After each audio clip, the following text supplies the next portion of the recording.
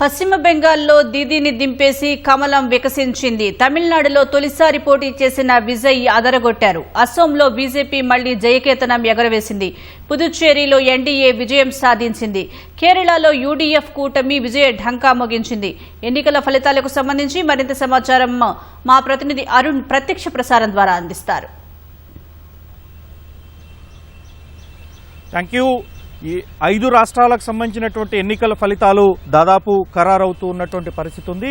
ఇప్పుడు ప్రస్తుతం ఎన్నికల ఓట్ల లెక్కింపు ప్రక్రియ, ఈవీఎంల ద్వారా ఎన్నికల ఓట్ల లెక్కింపు ప్రక్రియ ఇంకా కొనసాగుతోంది. ఇప్పటి వరకు ఉన్నటువంటి అన్ని ఫలితాలు, అన్ని రాష్ట్రాలకు సంబంధించినటువంటి ఫలితాల సరళి వీటన్నిటిని చూసినట్లయితే ప్రధానంగా 2 కీలకమైనటువంటి రాష్ట్రాలు, పెద్ద రాష్ట్రాలుగా ఉన్నటువంటి 2 కీలక రాష్ట్రాలు విభిన్నమైనటువంటి ఫలితాన్ని ఈరోజు ఆ 2 రాష్ట్రాల ప్రజలు విభిన్నమైనటువంటి ఫలితాన్ని దేశ ప్రజలకు చూపించారు. ఒకటి దక్షిణాదిలో ఉన్నటువంటి కీలక రాష్ట్రంగా ఉన్నటువంటి తమిళనాడులో అటు అధికార డిఎంకే, విపక్షంగా ఉన్నటువంటి అన్నా డిఎంకే ఇరువురిని కాదు అని చెప్పి అతి కొద్ది కాలంలో పార్టీ పెట్టినటువంటి 2 సంవత్సరాల్లోనే అధికారంలోకి వచ్చే విధంగా విజయ్ టీవీకే పార్టీకి ప్రజలు పట్టం కట్టారు. అయితే పూర్తి స్థాయి మెజారిటీకి, అసెంబ్లీలో బల నిరూపణకు అవసరమైనటువంటి పూర్తి స్థాయి మెజారిటీకి అతి కొద్ది మెజారిటీ మాత్రమే తగ్గుతున్నటువంటి పరిస్థితి నెలకొంది.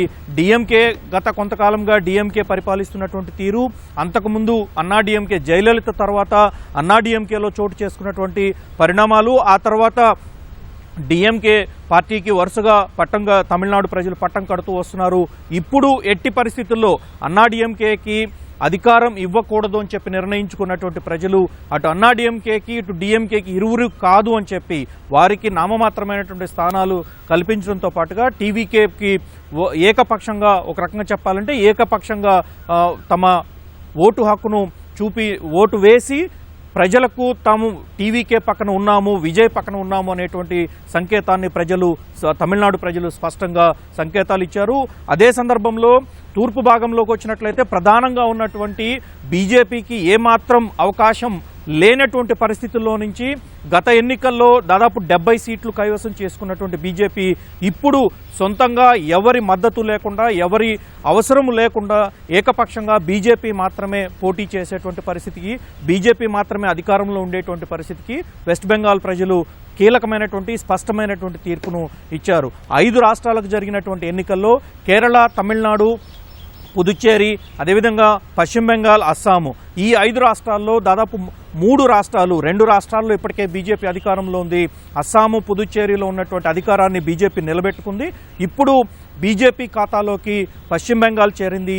కీలకమైనటువంటి పశ్చిమ బెంగాల్ని కైవసం చేసుకోవాల్సిందే అని చెప్పి బీజేపీ కొంతకాలంగా అనేకమైనటువంటి ప్రయత్నాలు చేసింది.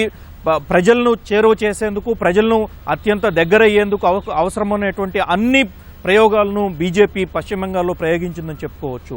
ఇక మిగిలిన రాష్ట్రాలు, కేరళలో వారసత్వంగా వచ్చేటువంటి ఒకసారి 5 సంవత్సరాలు యూడీఎఫ్, 5 సంవత్సరాలు ఎల్డీఎఫ్ని వచ్చేటువంటి ప్రక్రియ కొనసాగేది. అయితే గత ఎన్నికల్లో 5 సంవత్సరాల క్రితం జరిగినటువంటి ఎన్నికల్లో ఎల్డీఎఫ్ కూటమిని కొనసాగించినటువంటి కేరళ ప్రజలు ఇప్పుడు తిరిగి ఎల్డీఎఫ్ను ఓడించి యూడీఎఫ్ కూటమికి, అంటే కాంగ్రెస్ పార్టీ ప్రభుత్వానికి పట్టం కట్టినట్లుగానే కనిపిస్తూ ఉంది. ఇక్కడ ఈ 5 రాష్ట్రాలకు సంబంధించినటువంటి ఎన్నికల్లో అందరూ ఊహించిన విధంగా కేరళలోనే ఫలితాలు వచ్చాయి, అస్సాంలో ఫలితాలు వచ్చాయి, అదేవిధంగా పుదుచ్చేరిలో ఫలితాలు వచ్చాయి. కానీ ఎవరు ఊహించని రీతిలో, చాలా తక్కువ మంది అంచనా వేసినటువంటి రీతిలో తమిళనాడులో, బెంగాల్లో రిజల్ట్స్ మాత్రం చాలా వినూత్నంగా అనూహ్యమైనటువంటి ఫలితాలను కనిపిస్తూ ఉన్నటువంటి పరిస్థితి ఉంది.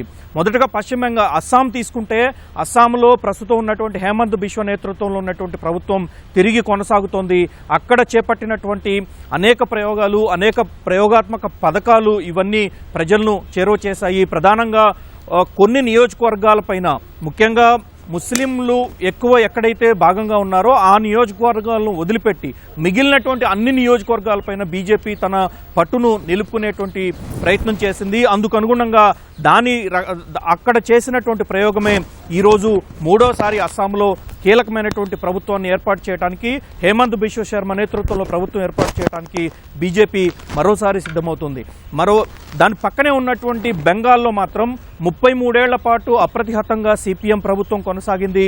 ఆ తర్వాత 2011-12లో జరిగినటువంటి ఎన్నికల్లో మమతా బెనర్జీ తొలిసారి ముఖ్యమంత్రి అయ్యారు. దాదాపు రాష్ట్రం మొత్తం మీద మా మాటి మనోజ్ అనేటువంటి ఒక సిద్ధాంతము, ఒక స్లోగన్ని తీసుకొచ్చారు. ఒక్క ఛాన్స్ ఇవ్వండి, మేమేంటో చూపిస్తామని చెప్పేసి మమతా బెనర్జీ తొలిసారి 2011-12లో జరిగినటువంటి ఎన్నికల్లో తన ప్రతిభను చూపించడం జరిగింది. సిపిఎంను కాదు అని చెప్పి పశ్చిమ బెంగాల్ ప్రజలు ఏకపక్షంగా మమతా బెనర్జీకి ఆ రోజు పట్టం కట్టారు. అప్పటి నుంచి ఇప్పటి వరకు దాదాపు 15 ఏళ్లుగా మమతా బెనర్జీ అప్రతిహతంగా తన పరిపాలన కొనసాగిస్తూ వచ్చారు. అయితే ఈ పరిపాలనలో కీలకమైనటువంటి అభివృద్ధి అనేది పశ్చిమ బెంగాల్ ప్రజలు చూడలేకపోయారు అనేటువంటి ఒక కీలకమైనటువంటి నినాదాన్ని బీజేపీ తీసుకుంది. కేంద్రం నుంచి ఇచ్చేటువంటి ఏ పథకాన్ని సవ్యంగా ప్రజలకు చేరట్లేదు. అక్కడ రౌడీలు, గూండాలు, వీరితో పాటుగా బంగ్లాదేశ్ నుంచి వచ్చేటువంటి ముస్లింలు, రోహింగ్యాలకు కీలకమైనటువంటి కేంద్రంగా పశ్చిమ బెంగాల్ రూపొందుతోందని చెప్పి బీజేపీ ప్రచారం చేస్తోంది. దానికి అనుగుణంగానే అన్ని ఎక్కడెక్కడైతే మమతా బెనర్జీ ప్రభుత్వం విఫలమవుతూ వస్తుందో వాటన్నిటినీ తమకు అనుకూలమైనటువంటి ప్రయత్నాలుగా, తమకు అనుకూలమైనటువంటి అంశాలుగా బీజేపీ ఈసారి ప్రచారంలోకి తీసుకుంది. 5 ఏళ్ల క్రితం జరిగినటువంటి ఎన్నికల్లో 77 అసెంబ్లీ సీట్లు సాధించినటువంటి బీజేపీ ఆ 77తో పాటుగా 2024లో జరిగినటువంటి ఎన్నికల్లో కూడా కీలకమైనటువంటి ఎంపీ స్థానాలను కైవసం చేసుకుంది. ఆ 77 మంది, అదేవిధంగా 2024లో గెలిచినటువంటి 12 మంది బీజేపీ ఎంపీలను ముందు పెట్టడం ద్వారా ప్రజలకు మరింత చేరువవటానికి ఉన్నటువంటి ప్రతి ఒక్క అవకాశాన్ని బీజేపీ ఈ సందర్భంగా ఉపయోగించుకుందని చెప్పుకోవచ్చు. డాక్టరు, మెడికల్ స్టూడెంట్ హత్య కావచ్చు, ఆ తదుపరి జరిగినటువంటి అనేక ఘటనలు, వాటితో పాటుగా ముర్షిదాబాద్ జిల్లాలో చోటు చేసుకున్నటువంటి అనేక ఘటనలు, వీటితో పాటు ఉత్తర పశ్చిమ బెంగాల్లో ఉన్నటువంటి గూర్ఖాల్యాండ్, అదేవిధంగా డార్జిలింగ్ ప్రాంతాల్లో టీ కార్మికులకు సంబంధించినటువంటి సమస్యలు కావచ్చు, వీటన్నిటినీ ప్రధానంగా బీజేపీ అన్కాష్ చేసుకుందనే చెప్పుకోవచ్చు. మొత్తం డార్జిలింగ్ నుంచి, అంటే ఉత్తరంలో ఉన్నటువంటి బెంగాల్ నుంచి మొదలుకుంటే సముద్రం వరకు ఉన్నటువంటి పశ్చిమ బెంగాల్లో 293 సీట్లకు గాను దాదాపు 190కి పైగా సీట్లు ఈరోజు బీజేపీ కైవసం చేసుకొని ఏకపక్షంగా ప్రభుత్వాన్ని ఏర్పాటు చేయడానికి సిద్ధమవుతున్నట్లుగానే కనిపిస్తోంది. ప్రధానంగా చెప్పుకుంటే కేంద్ర హోంమంత్రి అమిత్ షా, ఆయనతో పాటుగా మరికొంతమంది బీజేపీకి సంబంధించినటువంటి కీలక నేతలు, ప్రధాన కార్యదర్శి స్థాయి నాయకులు కావచ్చు, అదేవిధంగా కింది స్థాయి కార్యకర్తలు కావచ్చు, పలు రాష్ట్రాలకు చెందినటువంటి సంఘటన మహామంత్రులు కావచ్చు, వీరందరినీ ప్రతి ఒక్క నియోజకవర్గంలో మోహరించడంతో పాటుగా నేరుగా కేంద్ర హోంమంత్రి అమిత్ షానే స్వయంగా ఈ మొత్తం పశ్చిమ బెంగాల్ ఎన్నికలకు సంబంధించినటువంటి ప్రతి నియోజకవర్గ ప్రతి నియోజకవర్గంలో చోటు చేసుకున్నటువంటి పరిణామాలు, ఓట్లు ఏ విధంగా తమకు అనుకూలంగా తెచ్చుకోవాలనేటువంటి ఒక కీలకమైనటువంటి వ్యూహాన్ని అమిత్ షా స్వయంగా పర్యవేక్షించి ఆయన ఇంప్లిమెంట్ చేయడంతో ఈ రోజు వచ్చినటువంటి రిజల్ట్స్ ఆయన రాజకీయ చతురతకు ఒక రకంగా చెప్పుకోవాలంటే తార్కాణంగా ఉన్నట్లుగానే కనిపిస్తూ ఉంది. ఇది బెంగాల్లో 33 ఏళ్ల పాటు కమ్యూనిస్టులని, ఆ తర్వాత 15 ఏళ్ల పాటు మమతా బెనర్జీకి సంబంధించినటువంటి తృణమూల్ కాంగ్రెస్ని చూసినటువంటి ప్రజలు ఇప్పుడు కమలం సంబంధించినటువంటి పార్టీ ద్వారా అక్కడ పరిపాలనను మరో పార్టీ చేతులకు అప్పచెప్పి ఆ పరిపాలనను చూడటానికి సిద్ధమైనట్లుగా తెలుస్తోంది. ముఖ్యంగా ఈ 2 రాష్ట్రాలు, అస్సాం కావచ్చు, పశ్చిమ బెంగాల్ కావచ్చు, యువత ఎక్కువగా బీజేపీ వైపు ఉన్నారు అని చెప్పి చూపించడానికి ఇదొక తార్కాణంగా కనిపిస్తూ ఉంది.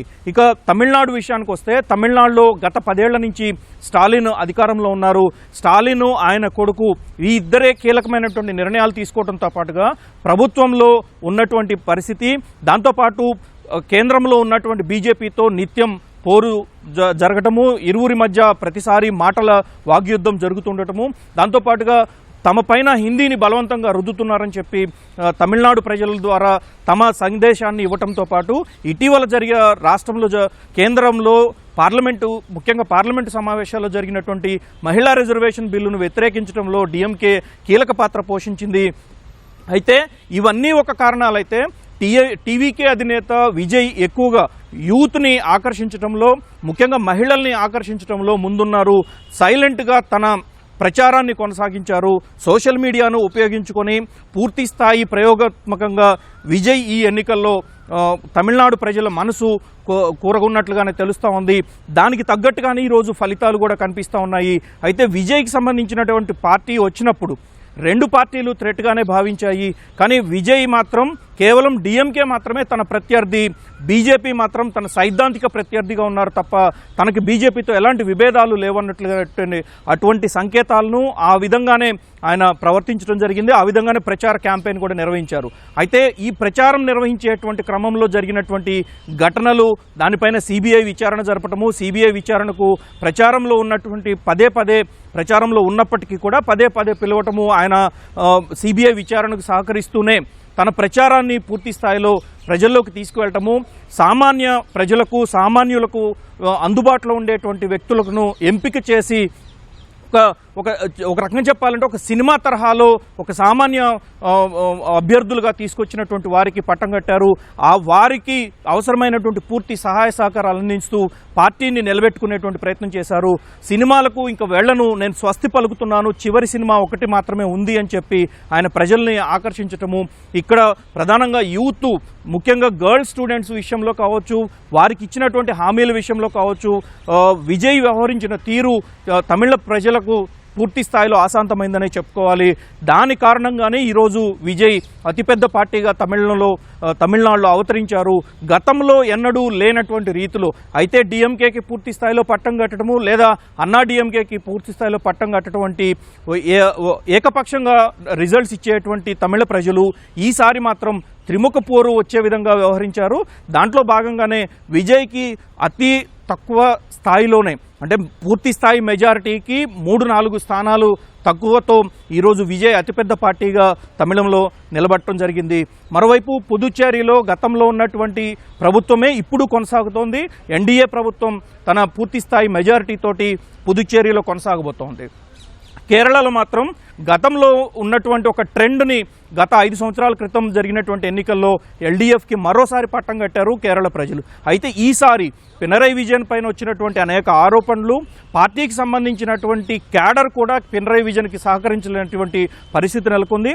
ఒక రకంగా చెప్పుకోవాలంటే సిపిఎం కావాలని చెప్పి సిపిఎం క్యాడర్ కావచ్చు, కింది స్థాయి నేతలు కావచ్చు, అక్కడి నుంచి వస్తున్నటువంటి సమాచారం ప్రకారం చూసుకుంటే కింది స్థాయి లీడర్లు, మధ్యస్థాయి క్యాడరు, ఒక స్థాయి నాయకులంతా కూడా పినరై విజయన్ ఈసారి గెలిస్తే సిపిఎం పార్టీకే పుట్టగతులు ఉండవు అనేటువంటి అభిప్రాయాన్ని వ్యక్తం చేసినటువంటి పరిస్థితులు కూడా చూసాము. సో ఆ నేపథ్యంలోనే ఇప్పుడు కాంగ్రెస్ పార్టీకి కేరళ ప్రజలు పట్టం కట్టారు. కేరళలో అయితే ఎల్డీఎఫ్ లేదా యూడీఎఫ్ అనేటువంటి ఒక సిద్ధాంతానికి, ఒక నానుడికి మరొకసారి కేరళ ప్రజలు అదే విధానాన్ని కొనసాగించారు. అయితే ఇక్కడ చెప్పుకోవాల్సినటువంటి మరొక విషయము, కేరళ అసెంబ్లీలోకి తొలిసారి బీజేపీ అడుగు పెడుతోంది. దాదాపు 3 సీట్లతో ఈసారి కేరళ అసెంబ్లీలోకి బీజేపీ అడుగు పెడుతోంది.